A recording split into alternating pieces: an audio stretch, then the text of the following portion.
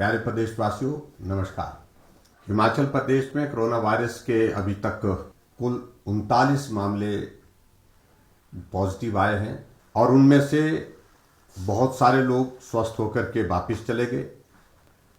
23 लोगों का उपचार हॉस्पिटल में चल रहा है और मुझे इस बात को बताते हुए प्रसन्नता है कि ये 23 के 23 लोग स्वस्थ होने की दिशा में तेजी से आगे बढ़ रहे हैं। इनमें से किसी एक मरीज को भी ऑक्सीजन लगाने की जरूरत नहीं पड़ी।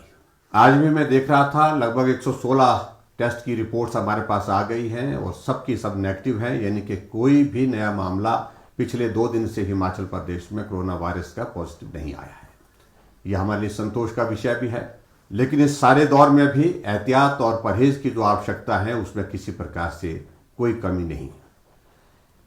लॉकडाउन पूरे देश भर में चल रहा है और लॉकडाउन के साथ साथ में हिमाचल प्रदेश में कर्फ्यू अभी भी कायम है। आप सबका बहुत बड़ा सहयोग हमको कर्फ्यू के दौरान हिमाचल प्रदेश में सारी चीज़ों में मिला है।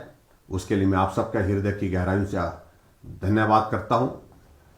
कर्फ्यू का ये दौर 20 तारीख के बाद जो अब शुरू हुआ है, बहुत सारे लोग कई तरह की बातें कर रहे थे कि अब रिलैक्सेशंस होंगी, ये होगा वो होगा, ऐसी बातें बहुत सारी चीज़ें चर्चा में चली थी।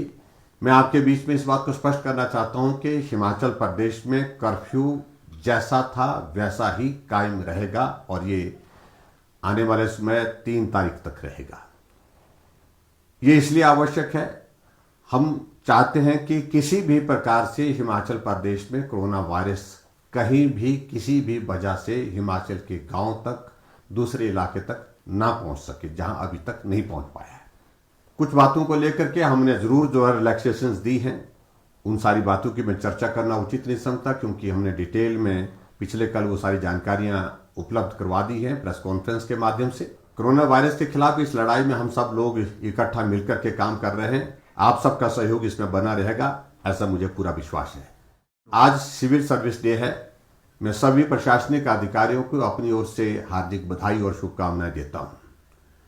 प्रशासनिक दृष्टि से अधिकारियों की एक बहुत महत्वपूर्ण भूमिका रहती है विकास को जमीन पर पहुंचाने के लिए, विकास के लिए नीतियां बनाने के लिए और उसके साथ उन सारी नीतियों को जमीन पर लागू करने के लिए उनका सही प्रकार से क्रियान्वयन हो, उस दृष्टि से अधिकारियों की एक बहुत ही महत्वपूर्ण भूमिका रहती है।